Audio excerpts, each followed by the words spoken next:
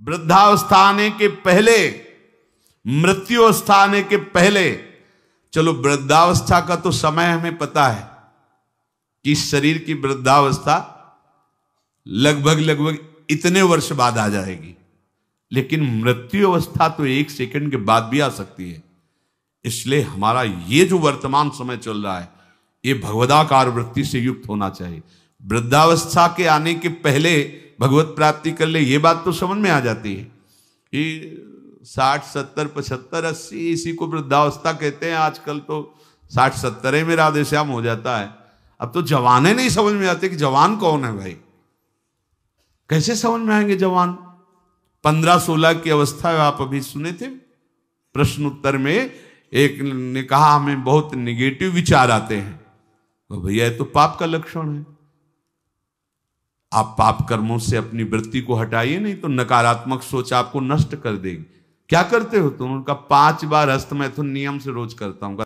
अब आप विचार करो, इस विषय पर ना तो कहीं चर्चा होती है और ना कहीं कहा जाता है। छोटे छोटे बच्चे ऐसी निकृष्ट आदत को प्राप्त हो गए। अब ये जवान होंगे, अब इनमें भगवदानंद की आकांक्षा जागृत होगी, ये कहीं सतमार्ग जान पाएंगे? कदापि नहीं। जीवन ही नष्ट कर दिया। शास्त्रीय सिद्धांत है, गुरुकुलों में इसीलिए बच्चों को रखा जाता था, चाहे राजा के हो चाहे प्रजा के हो। ब्रह्म ऋषियों के शासन में 20-25 वर्ष तक ब्रह्मचारी रहे। वृत्ति निवृत्ति मार्ग पर तो वैरागी बन गए, प्रवृत्ति मार्ग पर तो गृहस्थ में गए। कुछ समय तक गृहस्थ में रहने के बाद स्वतः पूर्वाभ्यास ब्रह्मचर्य का उनका जागृत हो जाता और वो चौथी अवस्था तक भगवत साक्षात्कार कर ही लेते, क्योंकि नींव बड़ी मजबूत थी। अब छोटे छोटे बच्चे स्मार्ट मोबाइल, आचरण, गंदे दृश्य देख देख करके गंदे कर लेना, कैसे उनके अंदर ये बात आएगी कि वृद्धावस्था पहले भगवत प्राप्ति कर लें? जरूरत ही नहीं भगवत प्राप्ति की, उनको आकांक्षा ही नहीं, जानते ही नहीं भगवत प्राप्ति क्या है, क्यों करना चाहिए। वो बस वो चाहते हैं, जो दृश्य देखते हैं वही करना चाहते हैं, जो सुनते हैं, जो बोलते हैं वही चिंतन होता। जीवन एकदम नरक बन जाता है। भगवत प्राप्ति की आकांक्षा उसके हृदय में होती है। ध्यान से सुनना। पर नारी पर पुरुष त्याग कर, सेवन करो शुद्ध गृह धर्म, निज पर धर्म नाश के साधन, करो कभी भी नहीं कुकर्म।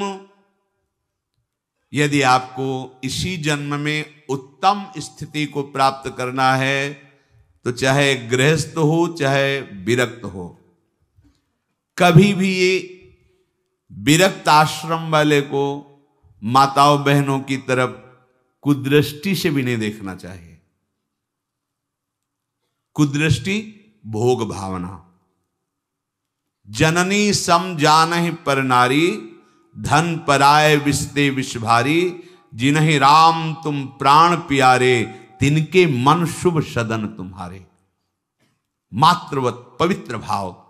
अपने को तो श्री जी की सखिया है, जैसे ललिता, विशाखा, चंपक, चित्रा, तुंग विद्या, रंग देवी, इंद्रलेखा और सखी सुदेवी, सकल यूथ हित सेवी। ऐसे ही चराचर की जितनी शरीर में भावना हम पवित्र कर पाएंगे उतने दोष हमारा नष्ट हो जाएगा।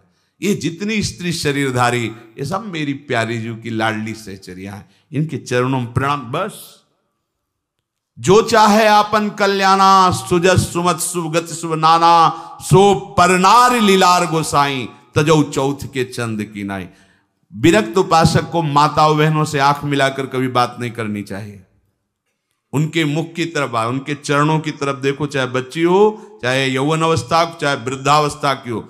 विरक्त साधक को कभी एकांत में माताओं बहनों से संभाषण नहीं करना चाहिए। बीच में किसी को डाल और दूसरा साधक हो, खड़ा हो गया, नहीं बाहर निकलो। बाहर अगर बात ही करनी है तो मैदान में करो खड़े होकर के। और क्या बात करनी है?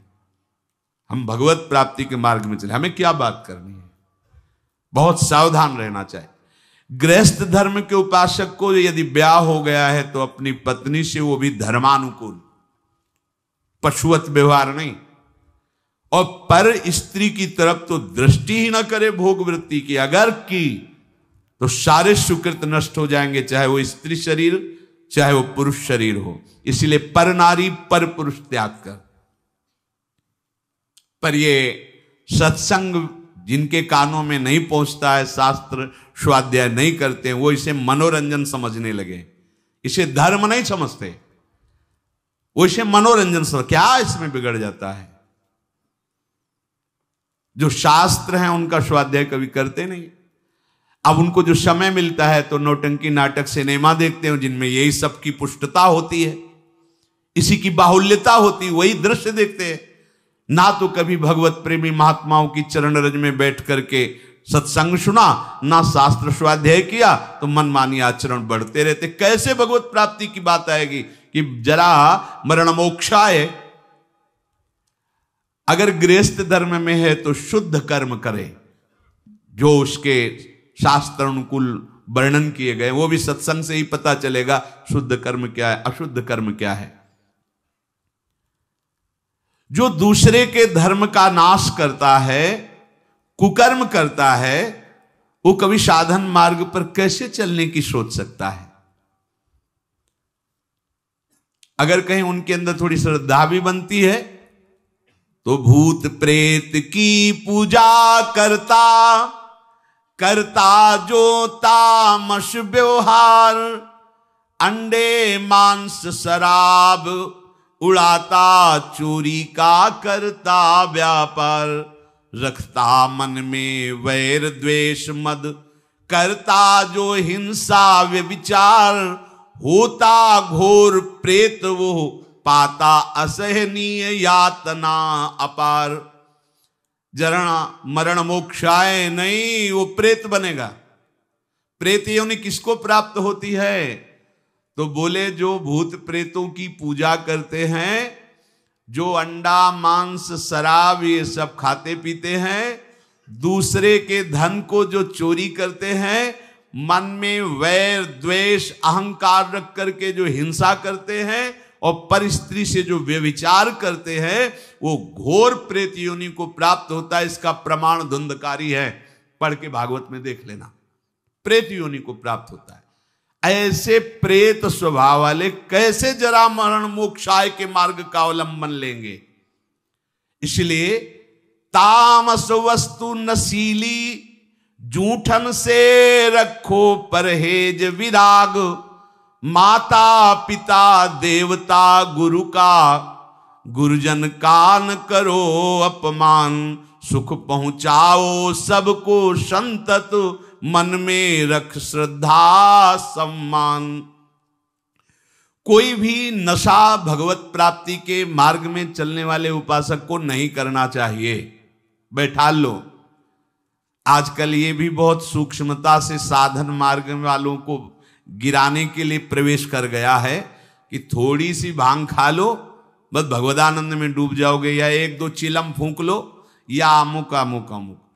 हम प्रणाम करते हैं, जो ऐसा करते हैं सिद्ध महापुरुष होंगे, उनको हम प्रणाम करते हैं, पर अपने कच्चे साधकों के लिए या भगवत प्राप्ति के लक्ष्य वालों के लिए हमें कहीं शास्त्र में आज तक नहीं लिखा, कहीं ऐसा नहीं मिला। कुछ लोग उदाहरण देते हैं कि भगवान शंकर भी भांग खाते हैं। भगवान शंकर भांग खाते नहीं, पीते हैं, हलाहल जहर पीते हैं। जगत की रक्षा के लिए समुद्र मंथन में निकला हुआ हलाहल जहर पिया। तुम एक धतूरे का फल खा के दिखाओ तो तुम्हें माने उनकी समानता कर सकते हो? जगत रक्षा के लिए भगवान, और यहां से नीचे उतरने नहीं दिया है। यही है नीलकंठ।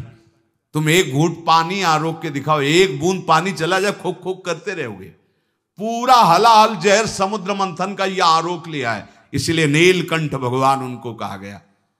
कहते भगवान शंकर गांजा पीते, कभी देखा चिलम उड़ाते हुए भगवान शिव को? अरे भाई समझो, उस भगवान हैं, वो जगत मंगल के लिए सब किए हैं। वो कोई ऐसा नहीं कि थोड़ा भांग खा के कैलाश। भांग का नशा कितनी मिनट रहता है? बहुत 24 घंटे, 12 घंटे 24 घंटे। शंकर सहज स्वरूप समारा, लाग समाधि अखंड अपारा। 88,000 वर्ष तक की समाधि, एक बार में 88,000 वर्ष। 88 मिनट बैठ के बिना हिले दिखाओ हमें तुम। 88 मिनट बिना हिले डुले पद्मासन लगाओ और 88 मिनट बिना हिले डुले, शरीर कांप जाएगा। महापुरुषों के सत आचरण का तो अनुकरण नहीं करते, और उनकी जो महामहिम जगत रक्षा के लिए वृत्ति, उसको बोलते भगवान शंकर नशा करते। कोई भी तामस वस्तु, नशीली वस्तु अगर स्वीकार करेंगे तो शुद्ध भजन नहीं हो पाएगा। इसलिए जो कर रहे हैं वो सिद्ध है, हम प्रणाम करते हैं। हमारा निषेध करने का कोई बल ही नहीं है। शास्त्र कह रहा है तामस वस्तु नशीली, कोई भी नशा नहीं होना चाहिए साधक के जीवन में। जूठन से रखो परहेज। गुरु की, आराध्य देव की जूठन के सिवा जीवन में किसी और की जूठन नहीं पानी चाहिए। सब सवै संत गुरुदेव हैं, व्यास या प्रतीत, भगवत प्रेमी महात्माओं की जूठन के लिए तो आदेश दिया है, जूठन ले पावे सदा। जो गृहस्थ में हैं, माता पिता वयो वृद्धों को भगवान का स्वरूप मानकर उनका आदर करे। बड़ा क्रूर स्वभाव होता जा रहा है। नवयुवक जन है, अपने वृद्ध माता पिता को कटु वचन बोलते हैं, यहां तक कि उनके ऊपर हाथ भी छोड़ देते, मारने पीटने तक पर। सोचो तुम्हारी गति क्या होगी। जो भगवत स्वरूप माता पिता, जिनकी चरण आराधना करने पर भगवान की प्राप्ति हो जाती। पुंडरीक जी ने अपने माता पिता की आराधना की तो भगवान विट्ठल उनको दर्शन देने बिना चाहे आ गए। ऐसे पूज्यवर जो हमारे गुरुजन हैं, माता पिता, यदि हम उनका अपमान करेंगे, उनको गाली देंगे, तो हम जरा मरण मोक्षाय मार्ग पर चल पाएंगे? कदापि नहीं। और सदगुरुदेव की अवहेलना, फिर तुम्हें परमार्थ की पगडंडी मिल जाएगी? कदापि नहीं। सुख पहुंचाओ सबको संतत, मन में रख श्रद्धा सम्मान। सब में भगवत भाव कर कर सुख देने की भावना। बुरे संग का, बुरे व्यसन का कभी न रखो मन में मोह। काम लोभ को छोड़ करो, सब जीवों पर स्वाभाविक छो। जैसे कर्म किए जीवन भर, जैसे मन में रखे विचार। अंतकाल भाव मनुज का होगा उसके ही अनुसार। बहुत सुंदर बात कह रहे हैं पूज्य भाई जी महाराज। यदि तुम बुरा संग करोगे, बुरा नशा करोगे, बुरे भाव रखोगे, काम लोभ आदि में आसक्त होकर चेष्टा करोगे, भोग वासना करोगे, तो क्या होगा? बोले जैसा जीवन तुम व्यतीत करोगे, फाइनल में तुम्हारे पास वैसा ही निर्णय आएगा। क्या? अंतिम समय वही कर्म छा जाएंगे। जो बुरे कर्म किए हैं वही छा जाएंगे। अगला, जैसे जरा सी वृत्ति मृग में लगी तो मृगाकार वृत्ति होने के कारण अगला जन्म मृग का हो गया। आपने तो कितनी जगह ममता की हुई है, कितनी जगह। क्या होगा अंतिम समय में? जरा मरण मोक्षाय के मार्ग में चलने वाले उपासक को बहुत सावधान रहना चाहिए। अंतकाल का भाव मनुज का होगा उसके अनुसार। जो जीवन में तुम कर रहे हो, अंतिम में वही भाव तुम्हारे आएगा। यदि भजन कर रहे हो तो सदगति, और अगर बुरे आचरण संसार में फंसे हो तो दुर्गति। तदानुसार ही सदगति दुर्गति होगी उसे प्राप्त अनिवार्य। अतः रखो प्रतिपल ही मधुमय, भगवद स्मृति में हृदय उदार। अपने हृदय को निरंतर भगवद स्मृति में लगाए हुए ही कार्यरत रहो। अगर आप इसको भगवद स्मृति को छोड़ते हैं कि आगे हम कर लेंगे, तो आगे नहीं होने वाला। मृत्यु समय की अनुपम सेवा, मन से दूर करे संसार। हमें मृत्यु बनानी, मृत्यु को महोत्सव बनाना है। हमारा आखिरी समय होना चाहिए। तो बोले इसके लिए क्या करो? संसार का चिंतन छोड़ना होगा। संसार का चिंतन छोड़ोगे तो तुम्हारी मृत्यु महोत्सव हो जाएगी। और इस पर कोई सोच नहीं रहा। सारी सोच आज की है, आज की। वर्तमान को भोगों में कैसे हम डुबोएं। आज हमें अच्छा खाने को मिले, खूब हंसी मजाक करने को मिले, मन के अनुसार भोग भोगने को मिले, तो आज का दिन बढ़िया मंगल। कल क्या होगा देखा जाएगा। यह है मूढ़ता। उपासक क्या सोचता है, मेरा अंतिम समय बढ़िया जाए, क्या प्राणनाथ प्रीतम के चिंतन में, उनके ध्यान में, पावन चरण रज का स्पर्श करते हुए हमारा शरीर छूटे, हम प्रियालाल को प्राप्त हों। भगवान कह रहे हैं जैसे भूत प्रकृति मोक्षम, संपूर्ण पंचभूत और प्रकृति इसके कार्य, अगर इनसे आप अपने को बचा लें तो जरा मरण मोक्षाय की पदवी पर आ जाएंगे। जरा और मृत्यु इन्हीं से होती है। किनसे? पंचभूत रचित शरीर और इनकी प्रकृति, इनकी क्रियाएं। बड़ा सूक्ष्म विषय है। जरा मरण से अभी तुम्हें मुक्ति मिल जाएगी यदि शरीर और शरीर की क्रियाओं से अपनापन हटा दो। बड़ा कठिन है, क्या करें? बहुत सरल है। ऐसे हो जाओ, आत्मसमर्पण कर दो आराध्य देव को। हम शरीर से दाग नहीं हटा पा रहे, इतना विवेक प्रबल नहीं हो रहा, क्रियाएं हम भगवतिक नहीं कर पा रहे, इतनी पवित्रता हृदय में नहीं, तो एक सिद्धांत देखो, शास्त्रों में बहुत कृपा करके वर्णन किया गया है। अनेक जन्मों की आदतों से, इस जन्म की आदतों से, संग से, अहंकार से, इंद्रियों से, वृत्तियों से जो कुछ भी हो रहा है वो सब परम पुरुष आदि पुरुष प्रभु श्री हरि को समर्पित कर दो। आप भगवत प्राप्ति के मार्ग में अग्रसर हो जाए। इससे बढ़िया और बात क्या हो सकती है? ये करो, ये न करो, ये नहीं। यत करोषि, जो भी कर रहे हो, ये तो सर्वाणि कर्माणि मयि सन्न्यस्य मत्पराः, मेरे परायण होकर जो भी तुम्हारी क्रियाएं हो रही हो मेरे को अर्पित कर दो। यत करोषि, जो कर रहे हो कुछ तो करो, कोई सिद्धांत तो पकड़ लो। आज से नियम ले लो कि हमारा कोई भी 24 घंटे का समय भगवद अर्पित बिना हुए नहीं हम छोड़ेंगे उसे। अगर शयन में जा रहे हैं तो जागृत का पूरा हिसाब प्रभु के चरणों में दीजिए, और शयन के बाद जब जगिए तो पूरा शयन दीजिए प्रभु को। प्रभु 10 बजे सोए थे और अभी 1 बजे 2 बजे जो जगे, तो प्रभु ये समय आपके चरणों में समर्पित है।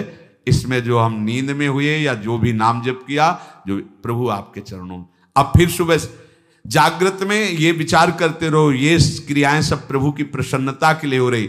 नाम जप करते रहो, हर क्रिया प्रभु को अभी कुछ ही दिनों में आप देखना आपकी आध्यात्मिक विचार शक्ति बढ़ जाएगी, आपका विवेक पवित्र हो जाएगा। पर ये अभी 1-2 दिन करोगे फिर भूल जाओगे। भूलो नहीं, अगर भूलते रहोगे तो ज्यादा समय नहीं अपने लोगों के लिए पास। ये बहुत डींगे हाँकते हैं हम, अभी बड़ा समय। ब्रह्मा जी के देश में, ब्रह्मलोक में ऐसे कमल की पंखुड़ी में ऐसे छेदो तो अपने यहाँ का 1 वर्ष हो जाता है। अगर वो 80 बार ऐसे कर दिए तो हम गए।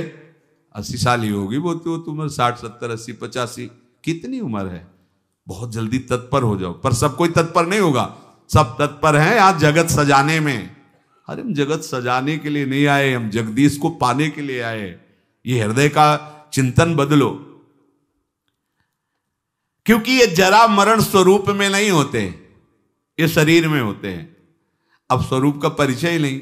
लोग बहुत जानकार जैसे ज्यादा बातें बनाते तो कहते भैया 3.5 हाथ के शरीर में रहते हुए कई साल हो गए? बोले 40। तो जाना तुम कौन हो भाई? हो कि 100-200 हाथ का है तो खोजने में समय लगेगा। 3.5 हाथ के शरीर में आप हैं, आप अपने को नहीं जानकारी कर पाए तो आप कितने बड़े जानकार हैं? औरों की जानकारी क्या लोगे? आप अपनी जानकारी नहीं कर पाए, 3.5 हाथ के शरीर में हो, कैसे भूल भुलावे में हो? बोले हम तो रोज अपने को देखते, शीशा में देखते हैं, बढ़िया गोरे चिकले गाल और सब। ये तो प्रकृति की रचना का, पंचभूत का एक नमूना है। ये नमूना है, नमूना हमारा थोड़ी स्वरूप है। बस ये पहली सूरज गई तो जरा मरण मोक्षा है, क्योंकि जरावस्था इसी में होती है और मरण अवस्था भी इसी की होती है। प्रकृति के कार्य शरीर के साथ जब तक तदात्म रहेगा तब तक जरा मरण मोक्षाय नहीं हो पाएगा। संबंध विच्छेद करना ही है इस शरीर से। सारी चेष्टा इसी शरीर के सजाने की है। और शरीर को मैं मानने की पुष्टता की है। और हम बनते हैं साधक, हम बनते हैं अध्यात्म मार्ग के पथिक। जब कोई उपासक शरीर के साथ तदात्म मैं आज तक नहीं भूल पाए, देखो ना, जब आप तिलक लगाते हैं शरीर के माथे पे लगाते हैं, अपने माथे पे लगाते हैं, उस समय आता है क्या? नहीं, एक एक बाल संभाल करके, क्योंकि मैं हूं, मैं, बस यही अंतराय है। अब ये गूढ़ बात कैसे समझ में आएगी? यहां तो बात समझने के लिए बस इतनी कि वो उपाय बताओ जिससे चेक पर चेक पास होती रहे, वो उपाय बताओ जिससे खूब भोग भोगने के लिए बल बढ़े और खूब भोग मिले, बस जीने की। जीते किसके लिए हो? इसका उत्तर नहीं, इसका उत्तर नहीं। किसके लिए जी रहे हैं? भोगों के लिए जी रहे हैं, भोग भोग रहे हैं, जीने के लिए, बस इतना ही क्रम है मूढ़ता का। शरीर के वृद्धावस्था होने पर जब शरीराभिमानी मैं मानता रहा है, अब वो अपने को मान लेता है कि मैं वृद्ध हो गया हूं, पर वासना बहुत प्रबल हो जाती वृद्धावस्था में। पहले हमको ये भ्रम था कि ये जितने विकार हैं जवानी के हैं, इसके बाद शांत हो जाते होंगे। फिर बाद में अन्य वृद्धजनों से बात करके और शास्त्रों से पता चला कि यदि 40-45 की अवस्था, पूज्य पंडित श्री गया प्रसाद जी की वाणी, 40-45 वर्ष की अवस्था तक आपने अपने विकारों पर विजय प्राप्त नहीं की तो आगे और भयंकर रूप धारण कर लेंगे। और वृद्धावस्था में तो ये ज्वलंत, लोग कहते जवानी में विकार ज्वलंत होते, नहीं नहीं, वृद्धावस्था में होते, क्योंकि अब उसकी दुर्गति करवानी है ना। अंदर विकार भरे होते हैं और शरीर भोग लायक नहीं होता, बस मिटिया मिट, वो मलिन विचार उसके आगे बढ़ने नहीं देते।